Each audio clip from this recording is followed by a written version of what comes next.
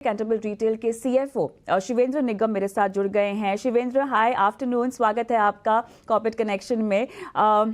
चलिए, यहाँ पर इस साल की शुरुआत अगर मैं पहले छमाही से करना चाहूँ, किस तरह से डिमांड में थोड़ा सा हिट आपको महसूस हुआ था? कंज्यूमर पॉकेट्स अगर मैं समझना चाहूँ तो महंगाई की दिक्कत क्या महसूस हुई आपको इस पूरे साल की पहली छमाही में, और क्या उसके बाद हमने कोई ट्रेंड रिवर्सल देखा है? क्योंकि फेस्टिवल सीजन रहा है और कंजम्पशन डिमांड अगर छोटे मझोले शहरों के लिहाज से समझना चाहूँ तो किस तरह से बदली है पहली छमाही versus second half of the year? Thank you नमस्कार जी। जैसा आपने बोला, अगर मैं फर्स्ट 6 मंथ्स की बात करूं तो ये जो डिमांड सिनेरियो था, इसको क्वार्टर वाइज क्वार्टर चलेंगे तो थोड़ा सा बेटर होगा। तो क्वार्टर वन जो था, तो क्वार्टर वन में जो सेल स्टोर सेल्स ग्रोथ है, जो भी एक मेजर पैरामीटर है रिटेल का या कंपनीज के एनालिसिस का, तो वो डेफिनेटली माइनस में थी। बट जैसे ही हम क्वार्टर टू की तरफ शिफ्ट हुए तो हमने देखा कि जो माइनस की ग्रोथ थी वो फ्लैट हुई है। फ्लैट हुई है मतलब कस्टमर ने आना शुरू कर दिया है। तो अगर हम क्वार्टर थ्री की और फेस्टिवल सीजन की भी बात करें तो कस्टमर ने ऑब्वियसली ग्रोथ उतनी नहीं है जितनी की पहले होती थी या जो हमने एक्सपेक्ट करी थी। तो डिमांड सिनारियो अभी फ्लैट है, बट कुछ जो अपने केपीआई पैरामीटर्स होते हैं वो बड़े पॉजिटिव है। जैसे कि अगर हम बास्केट साइज की बात करें तो ये चीज हमने देखी और जो नजर आई कि कस्टमर ने एनओवीज में भले थोड़ी कमी थी, लेकिन जब कस्टमर मार्केट में आ रहा है तो वो फुल शॉपिंग कर रहा है। ये बहुत ही पॉजिटिव साइन है कंपनी किसी भी रिटेल मार्केट के लिए कि कस्टमर जब आ रहा है तो पूरी शॉपिंग कर रहा है। तो डिमांड पर्सपेक्टिव से सेम स्टोर ग्रोथ लग रहा है कि इस साल फ्लैट रहेगी। जो फ्लैट रहेगी ग्रोथ साइड में नहीं रहे, बट ओवरऑल आगे का सिनारियो अच्छा दिखता है। तो कस्टमर आ रहा है, पूरी शॉपिंग कर रहा है, तो कस्टमर धीरे धीरे वापस आ जाएगा। तो ओवरऑल चीजें कंट्रोल में है। ग्रोथ सेम स्टोर नहीं दिख रही है, but things are in control, जो कि आने वाले टाइम में काफी अच्छा रिजल्ट देंगे, ऐसा लगता है। शिवेंद्र, फेस्टिव सीजन की मैं खास तौर से बात करूं और उसके टर्नआउट की बात करूं तो क्या आंकड़ा आप मुझे पेश कर पाएंगे? साथ ही फेस्टिव सीजन को देखते हुए क्या आगे चलकर कीमत में बढ़ोतरी को लेके आपकी कोई प्लानिंग या कोई खास रेंज को लॉन्च करने की प्लानिंग?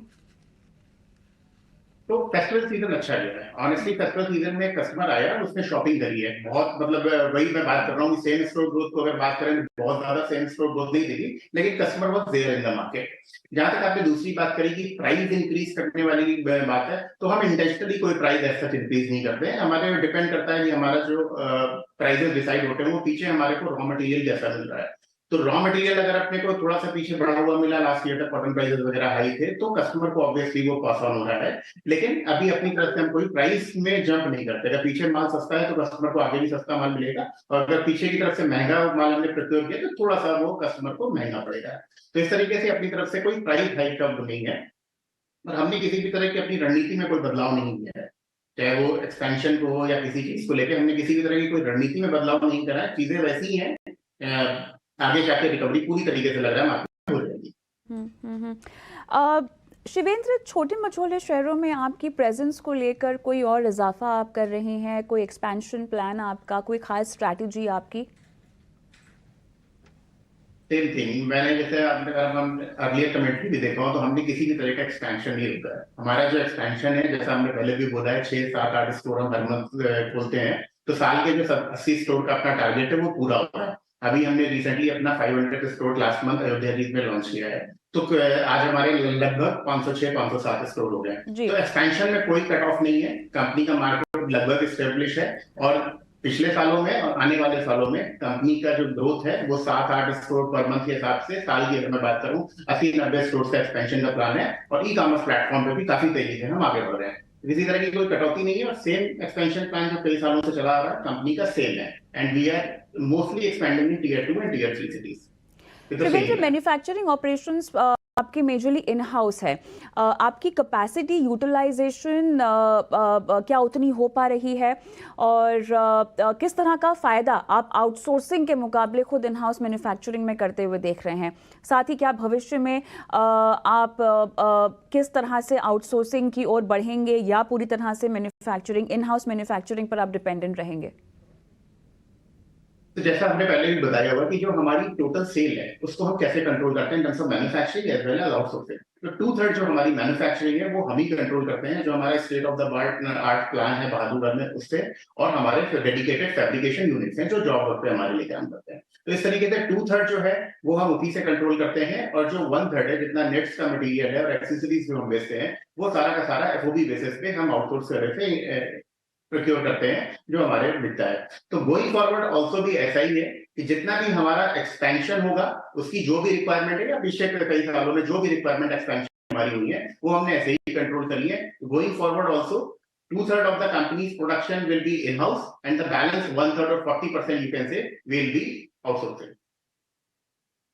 और राइट, सेगमेंट वाइज थोड़ा सा मुझे आपकी ग्रोथ समझनी है। Men's wear, women's wear, kids wear की अगर मैं बात करूं, अगर आप एक ब्रेकअप देकर हमें इन टर्म्स ऑफ वॉल्यूम और वैल्यू की फ़िलहाल क्या सिचुएशन है इसका अंदाज़ा दे सके, और क्या इस तरह का मिक्स और इस तरह का रिस्पॉन्स और इस तरह की ग्रोथ अगर कुछ है तो आगे भी बढ़ती हुई देख रहे हैं तमाम category wise, segment category wise. तो अभी जो हमारा सिनेरियो है, अभी तक जो कैंटर था उसका लगभग 84% जो रेवेन्यू है वो मेंस वेयर से आता है, क्योंकि predominantly we were men's wear brand. और जो बैलेंस 10% का हमारा रेवेन्यू है वो लेडीज वेयर से आता है, since we are a family segment. और जो बैलेंस हमारा 6% है वो अभी तक हमारा आ रहा था आपका किड्स वेयर और एक्सेसरीज सेगमेंट से। बट गोइंग फॉरवर्ड हमारा प्लान है उसमें हमने लेडीज और किड्स वेयर को बहुत पुश किया है, और हमारे लगभग 30 exclusive ladies and kids where के स्टोर आज मार्केट में है। ओवरऑल जो कंपनी के 500 स्टोर है उसमें लगभग 250 स्टोर में फैमिली वेयर है, लेडीज एंड मेंस है। बट हम उसके, क्योंकि पोटेंशियल बहुत है उसमें और हमने उसको भी दिया है, तो हम एक्सक्लूसिव स्टोर भी खोलने लगे हैं। हर महीने लगभग जो 6-7 स्टोर खुलते हैं, इसमें फैमिली वेयर खुलते हैं, लेडीज किड्स खुलते हैं, बट एक्सक्लूसिव स्टोर भी लेडीज और किड्स का लगभग एक खोल रहा है। तो गोइंग फॉरवर्ड जो 84% का रेशियो है, सिंस जैसे जैसे सेल बढ़ेगी तो ऑब्वियसली मेंस स्टोर तो खुलेंगे ही खुलेंगे। तो ये 80-81% के आसपास हम गोइंग फॉरवर्ड मेंस का देख रहे हैं अगले 2 से 3 सालों में, और जो लेडीज का शेयर आज 10% है वो 12 से 14% तक हो जाएगा, और बैलेंस जो है किड्स और उससे आएगा। तो हमारा जो नेक्स्ट 2 साल का प्लान है कि 2 साल में, अगले 2 साल में FY26 और मिड ऑफ FY27 तक कंपनी को 1000 करोड़ रेवेन्यू कंपनी हम देखते हैं, उसमें लगभग ये मिक्स रहेगा। ऑलराइट, ऑनलाइन ट्रैक्शन की बात करना चाहते हैं। ये मुझे बताइए कि ऑनलाइन को लेकर किस तरह का रिस्पांस रहा है, कितना पूरी कुल बिक्री का कितना हिस्सा आपको ऑनलाइन से आता हुआ दिखाई दे रहा है, किस तरह के सेगमेंट्स ऑनलाइन अच्छा कर रहे हैं, और ख़ासतौर से ऑनलाइन पे कोई खास कैटेगरीज जो आप प्रमोट करने के बारे में सोच रहे हैं?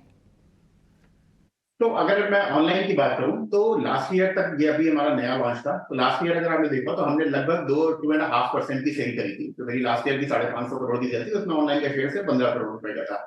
But this year very hopeful, we are growing at approximately 20% of CAGR on the company level, और ये जो ई कॉमर्स का शेयर है ये लगभग 6% के आसपास रहेगा। यानी जो लास्ट ईयर का ई कॉमर्स का मेरा शेयर था, we are expecting this year to be in a 3x। जो लास्ट ईयर हमने सेल की उसकी 3 गुनी सेल्स हम इस बार एक्सपेक्ट कर रहे हैं ऑनलाइन से। और जैसे जैसे हम इसमें आगे बढ़ेंगे, जब 1000 करोड़ का रेवेन्यू टारगेट मैंने कंपनी बनाया, वी आर एक्सपेक्टिंग कि 10% मेरा शेयर ऑनलाइन से हो जाएगा through marketplace. All the leading marketplace we are there, as well as हमारा कंपनी का है। प्रोडक्ट रेंज की बात है तो सब प्रोडक्ट है, मेंस वेयर इसमें सारा है, लेडीज एंड जेंट्स सारे स्टोर लाइव है। तो जब भी कैंटरबिल ऑफलाइन स्टोर पे आपको दिखेंगे आज की तारीख में, ऑनलाइन भी वो सारा का सारा हमारा लॉन्च है।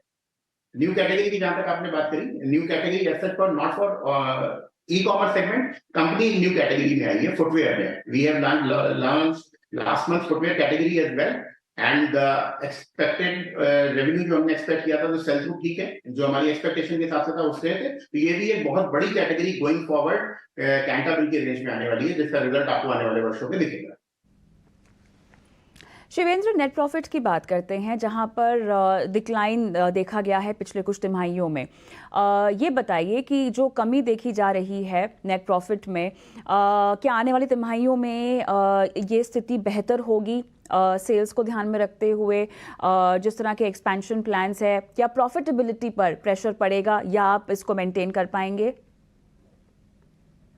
ओवरऑल जो टारगेट है वो सेम है कंपनी के, बट डेफिनेटली क्योंकि सेम स्टोर अभी पॉजिटिव साइड में नहीं है, जो हम एक्सपेक्ट कर रहे हैं फ्लैट रहेगी इस साल, पॉजिटिव साइड में नहीं है, तो थोड़ा सा मार्जिन में फर्क है। क्योंकि हमने पहले भी कई बार बोला कि हमारे लिए इंपॉर्टेंट है कि ग्रॉस मार्जिन को किस लेवल तक मेंटेन करते हैं। तो वी आर बीन मेंटेनिंग, चूंकि ई कॉमर्स का शेयर बढ़ रहा है। लास्ट ईयर तक अभी सर ने बताया था हम 56% के आसपास ग्रॉस मार्जिन था, वो इस बार ई कॉमर्स का शेयर जैसे बढ़ेगा थोड़ा सा सबड्यूट होता है मार्जिन ग्रोथ, 54-55 के आसपास परसेंट का मेरा ग्रॉस मार्जिन रहेगा।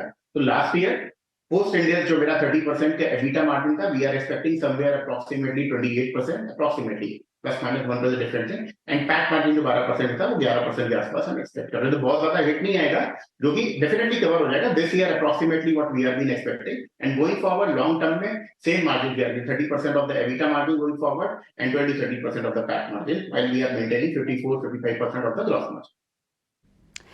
ऑलराइट, शिवेंद्र निगम, बहुत बहुत धन्यवाद आपका, समय निकाला और विस्तार से कंपनी की तमाम योजनाओं पर हमसे आज बात की।